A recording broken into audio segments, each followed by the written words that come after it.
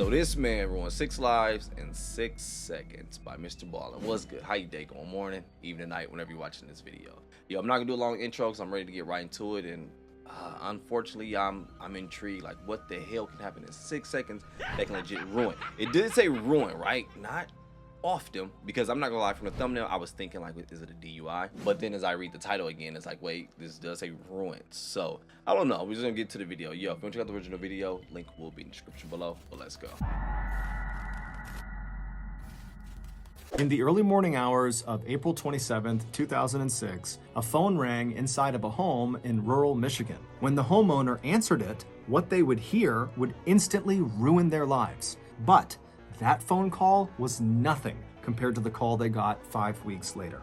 This story has one of the most insane plot twists we've ever covered on this channel, so make sure you stick around to the end to hear what it is. But before we get into today's story, if you're a fan of the strange, dark, and mysterious delivered in story format, then you've come to the right place, because that's all we do, and we upload once a week. So if that's of interest to you, please invite the like button to come on over your house for a sleepover, but then give them a bed without pillows or blankets. Also, please subscribe to our channel and turn on all notifications so you don't miss any of our weekly uploads, okay?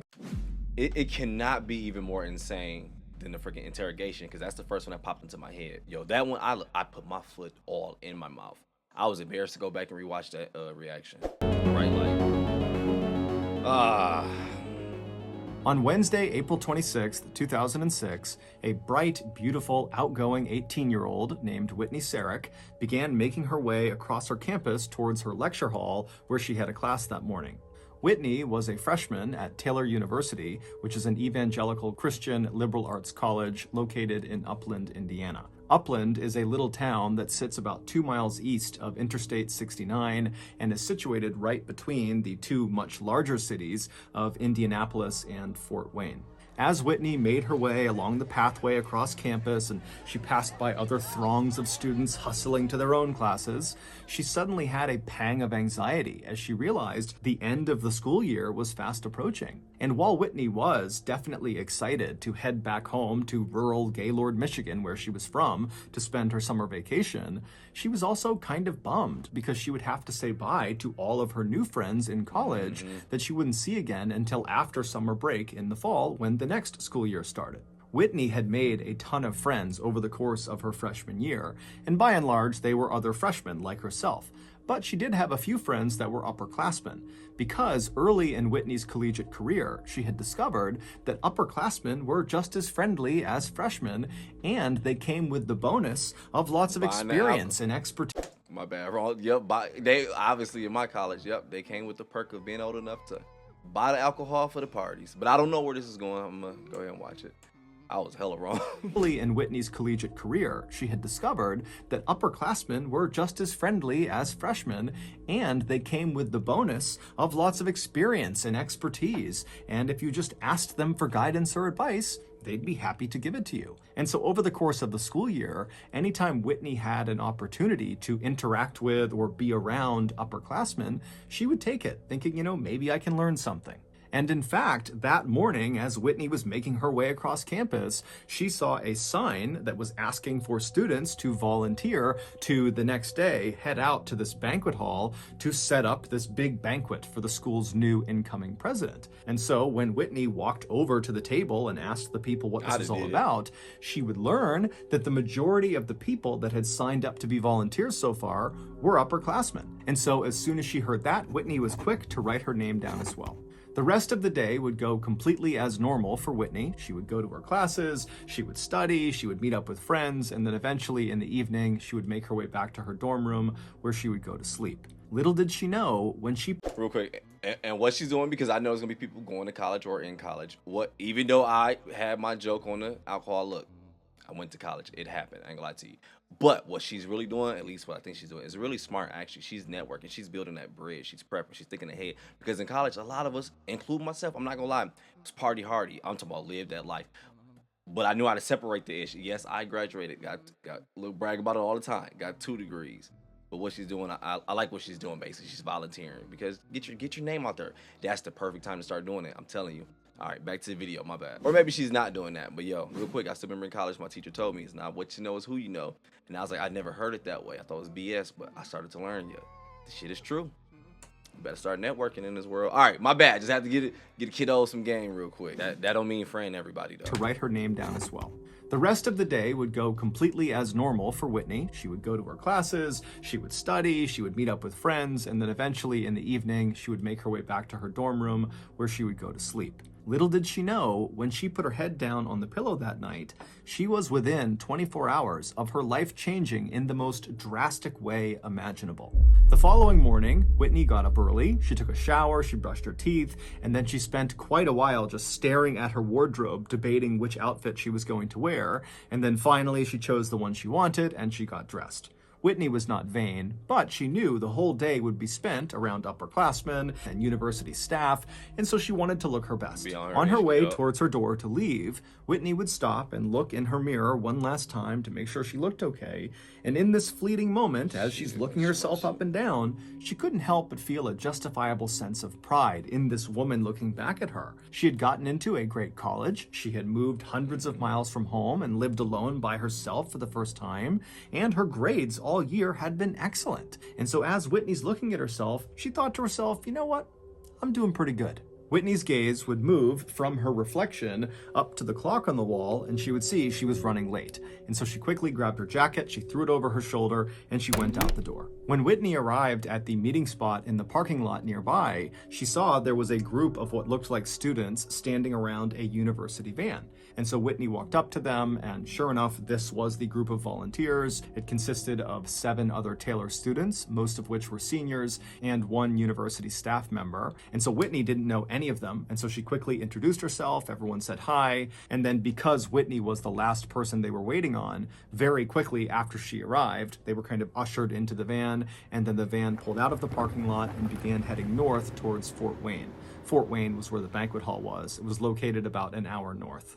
At some point during this drive north, Whitney struck up a conversation with a 22-year-old senior named Laura Van Ryn, who was sitting right next to her. Whitney and Laura were total strangers, but they looked so similar physically. They were both tall, blonde, and very slim, that when they first got onto the only difference is the chin on Laura.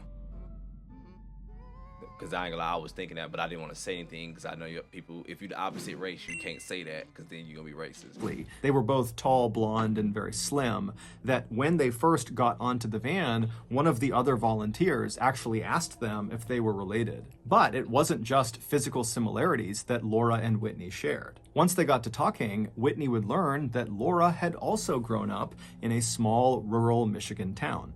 It was called Caledonia, and it was located only a couple of hours south.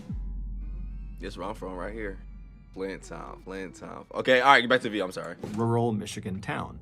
It was called Caledonia, and it was located only a couple of hours south of Gaylord, where Whitney had grown up. After the van finally arrived in Fort Wayne, the volunteers got out, they went inside of the banquet hall building, and for the next several hours, they set up tables and chairs, they put out silverware, they hung up decorations, and the whole time, Laura and Whitney just stayed close together, continuing their friendly banter. And then around 7 p.m., when the banquet hall was ready for the next day's ceremony, the volunteers decided their work was done, and so they left the banquet hall building. My bad, dog. It's a new strain. Continuing their friendly banter. And then around 7 p.m., when the banquet hall was ready for the next day's ceremony, the volunteers decided their work was done, and so they left the banquet hall building, they piled back into the van, and began heading south back towards their campus. For the first few minutes of the ride, Laura and Whitney would just continue to chat with each other, but pretty quickly, they, like the rest of the people in the volunteer group, just were tired from all the hard work of moving things around, and so they became quiet and began looking out the window, just kind of keeping to themselves. About 30 minutes later, I feel like I'm spending way too much time dealing. The group just were tired from all the hard work of moving things around, and so they became quiet and began looking out the window, just kind of keeping to themselves. About 30 minutes later, when the van was within a couple of miles of their campus, Whitney would turn and look next to her at Laura just for a second, and right as she did, Laura would actually look up and look at Whitney. And so for a really quick second, they made eye contact, and so Whitney kind of awkwardly smiled at her, and as Laura was smiling back at Whitney Whitney realized something very strange. There was this bright light on the side of Laura's face. And then seconds later, that bright light had grown and the entire interior of the van was completely whited out. And then a second later, someone towards the front of the van yelled, "Oh my God, no!" And then the van went completely silent. I think this is an accident, huh? Today's video is sponsored by NordVPN. You ever find yourself in Chocolaco, Alabama, looking out at a fresh murder of crows, and you think to yourself, man, I should get those crows some light fall weather jackets. And so you run home, I'm gonna leave all his links in the description below. Within minutes, dozens of 911 calls were coming in from motorists on I-69 saying that something terrible had happened. When first responders arrived on scene, they were braced for the worst, but even still, they were shocked at what they saw. Scattered all over the northbound and southbound lanes of I-69, not far from Taylor University, were all these huge chunks of jagged metal. There was glass everywhere, and there were bodies everywhere. That light that Whitney saw growing on Laura's face that suddenly filled the entirety of the van were the headlights of an 80,000-pound, fully loaded tractor-trailer truck driven by Robert Spencer. Robert was a truck driver, and he was traveling north on I-69 when he fell asleep at the wheel, at which point his truck veered off the road into the grassy median between the northbound side and the southbound side of I-69.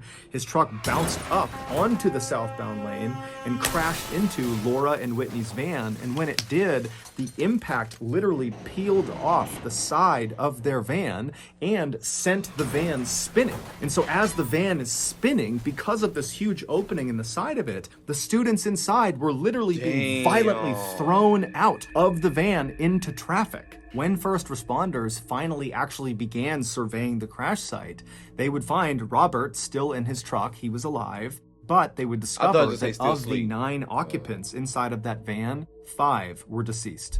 A few hours later, in the early morning hours of April 27th, Whitney Sarik's family, back home in Gaylord, Michigan, woke up to the sound of a phone ringing. When one of Whitney's parents answered the phone, it was the Grant County coroner telling them their daughter had been in a terrible accident and she was deceased. At the same time, 3 hours south of Gaylord, Michigan, in Caledonia, Michigan, the Van Ryn family also was woken up in the middle of the night to a phone call, except the call they got was that their daughter Laura had been in that same crash, but she had survived. All right.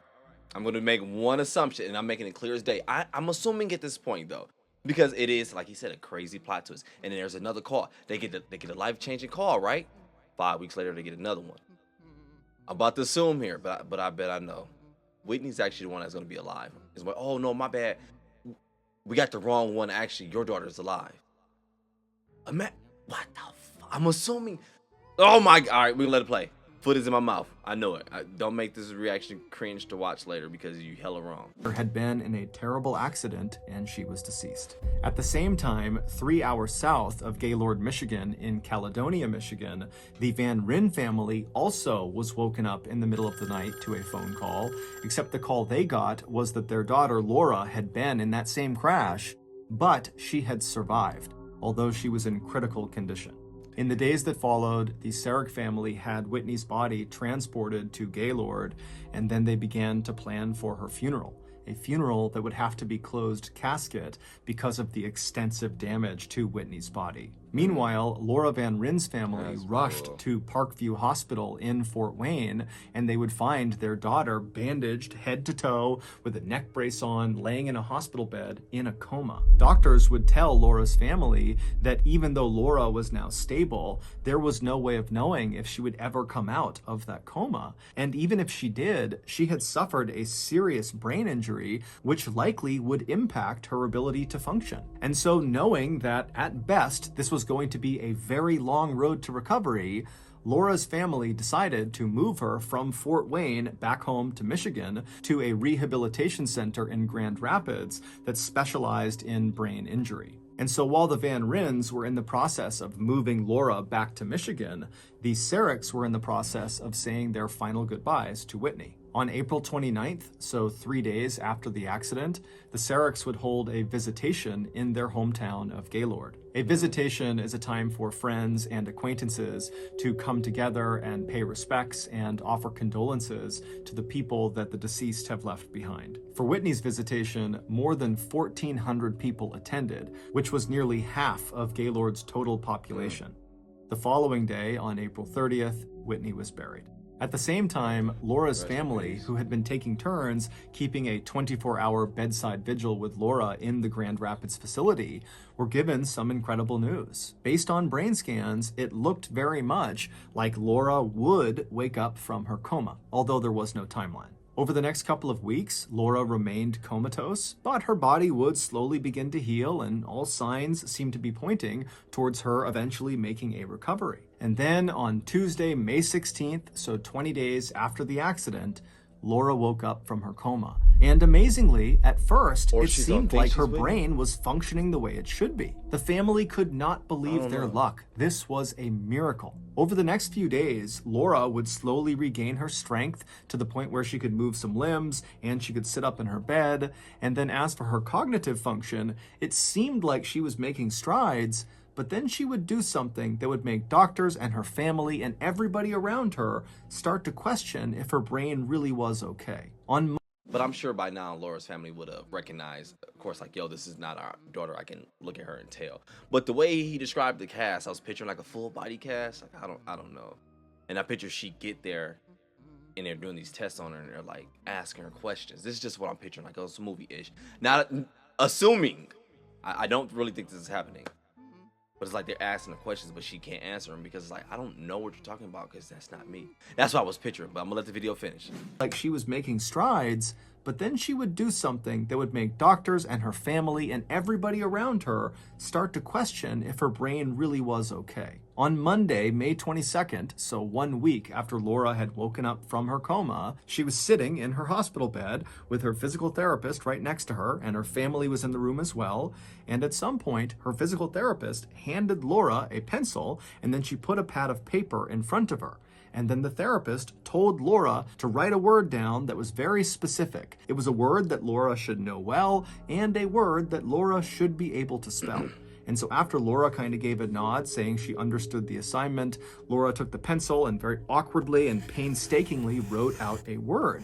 But when she was done and the therapist looked at what she had written, it was wrong. It didn't make any sense. And so she asked Laura to do it again. And so Laura, with even more determination, would try to write this word. And once again, she wrote the same word, the same incorrect word. And so it was at this point that the therapist and the onlooking family started to realize that, her injury to her brain might be more extensive than we thought.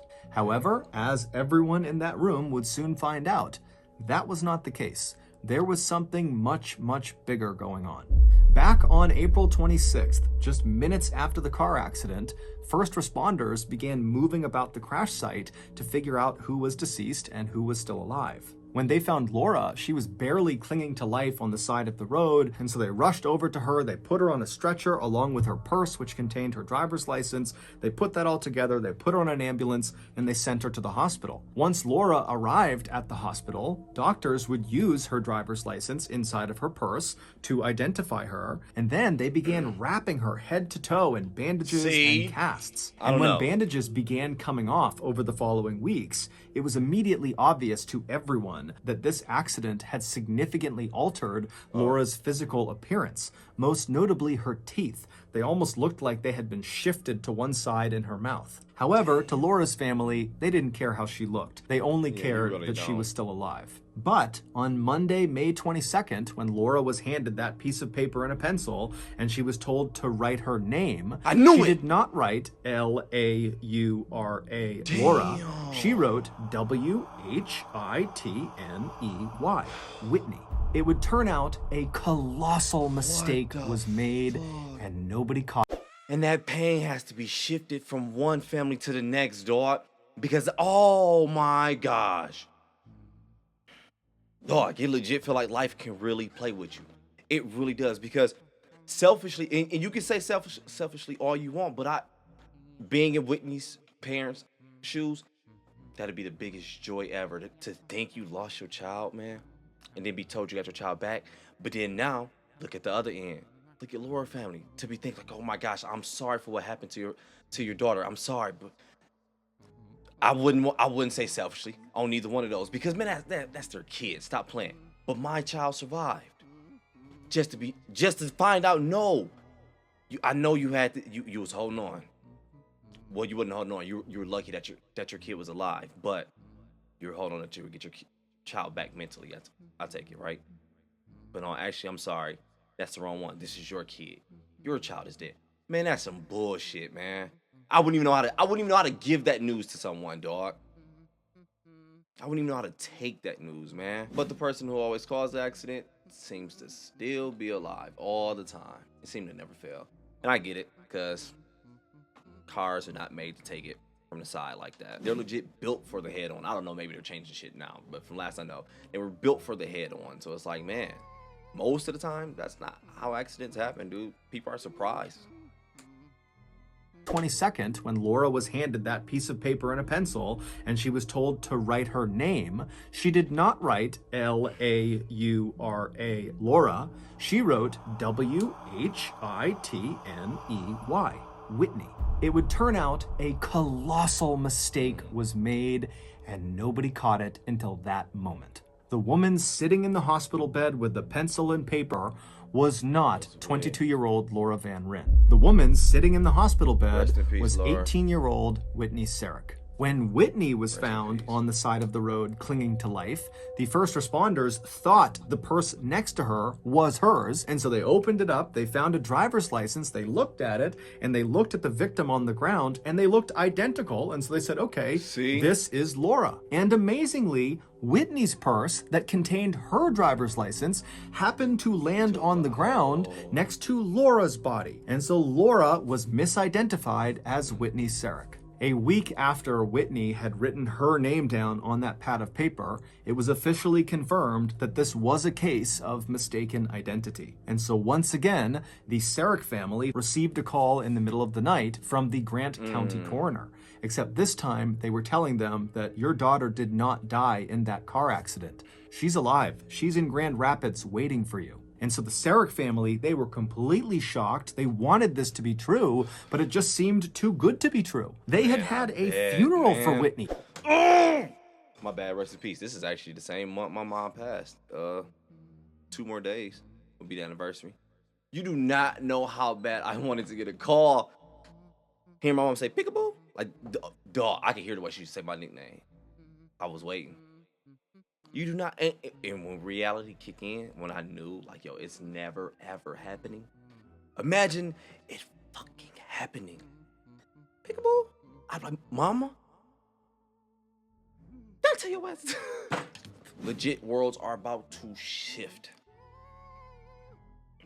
That is fucking scary, man. Life is wild. Be true, but it just seemed too good to be true. They had had a funeral for Whitney. They had buried Whitney, except because it was closed casket, they never saw Whitney. And so the Sareks hopped on a plane, they flew to Grand Rapids, and they walked into that hospital room, and there on the hospital bed was their daughter Whitney with her arms outstretched, crying, calling for her parents. Well, this, of course, was a miracle for the Sareks. It was, at the same time, a complete nightmare for the Van Ryns. They had had their suspicions that something was off about their daughter, most notably her teeth, because they just didn't look like their daughter's teeth. But they had been told by the doctors and by anybody who would talk to them that it was perfectly normal for people involved in these very significant accidents to look completely different or even act completely different. And so the Van Ryns just kind of put their suspicions to the side. And I get they were rushing, trying to hurt and save her and wrapping her up, but like the mom said, like you know, like, yo, okay, I get it, teeth shift. I thought they'll fall out. I ain't know teeth shift. Okay, get it, but yeah, they made my baby teeth. Ryns. They had had their suspicions that something was off about their daughter, most notably her teeth, because they just didn't look like their daughter's teeth. But they had been told by the doctors and by anybody who would talk to them that it was perfectly normal for people involved in these very significant accidents to look completely different or even act completely different. And so the Van Rins just kind of put their suspicions to the side and focused on looking after their child and helping her recover. A few days later, Laura Van Rin's body, which had been buried in Gaylord, Michigan under the tombstone that said Whitney Sarek, was exhumed and her body was flown to Caledonia, where the Van Ryn family was able to give their daughter a proper funeral and burial. Even though Whitney and Laura had only known each other very briefly during that volunteer event in Fort Wayne, their families would forge a bond over this. Thank you! I was about to say that, man. I'm sorry, man, but yo, dog, as a father, I'm looking at this shit different, man. I'm sorry, I would do, as someone who lost someone, bro, I remember being in the grocery store, seeing someone who looked like my mom. I ain't gonna lie. It's gonna sound weird as shit. I wanted to walk past her and see if she smelled like my mom. I'm just keeping it 100 with you, dog. Before I lost someone close, I used to look at people like that like, yo, you weird. No, I'm not gonna lie. I would have loved to just talk to that woman. I'm not gonna lie. So when I saw it, when I heard the story, I'm like, wait, if y'all look like her daughter, just keep in touch with the family, man. Just give them that little bit of peace. Just keep in touch. And they did it. Or maybe they didn't. Maybe they just took a picture together. I don't know. I like it, though. I'm sorry. Overreacted. My bad. Oh, gosh, man. Even though Whitney and Laura had only known each other very briefly during that volunteer event in Fort Wayne, their families would forge a bond over this shared trauma. And in 2008, 2 years after the crash, the Sareks and the Van Rins would co-author a book about their experience in going through this horrible event from each of their perspectives. That book is called Mistaken Identity, Two Families, One Survivor, Unwavering Hope. Also that year, on April 26th, so the second anniversary of the accident, Taylor University would dedicate a prayer chapel to the 5 victims. Since the crash, Indiana has changed their state's protocols and procedures for identifying accident victims to ensure this type of mix-up can never happen again. As for Robert Spencer, the truck driver who caused the fatal accident, he would be sentenced to 4 years in prison. So that's going to do it. If you got something out of today's episode and you haven't done... In situations like this where we'll share stories as far as our family goes, of like the good things, like to relate to this one, I would say, yeah, like, yo, you get this good bond come out of it. Yo, this family connected. Just so happened, this girl looks like your daughter, so we're in touch. We got a book, you know what I'm saying? We're sharing our story. But it's like the whole time you're laughing at it, enjoying it, smiling. Then reality hit you. Reality hit you, boom. But one person can't enjoy it. And then you just start to think like, damn, all right, now after we laugh, now I'll go cry. Life is weird though, man. I read this one quote. Well, I don't even know if it was a quote. It was an older lady who posted something on social media. But I felt it, dude. She posted something. She was like, you get to an age where people around you just start to pass away. And it becomes just the norm. I forgot exactly how she worded it. But I sat there just looking at it. And I was like, dog, is it beautiful? Is it ugly? Do you wishing it's over? I was like, man, I'm going to get there. Legit on the way there. Can't go back down, dog. I'm tripping out right now, man. I really am. This story got me tripping. But honestly, though, I will say this. Getting older has been beautiful to me. I started to embrace it, man. I love it. I mean, you look at a lot of shit like shit. Like, you start learning, like, yo, fuck that. I ain't going that way. Shit has consequences now, dog. It's like, I don't want to do that. I'm good. I'm all right, dog. But yo, I'm about to get out of here. Enjoy your day, morning, evening, night, whenever you're watching this video. But I'm out. This is water, by the way, y'all. I only drink water. Shit.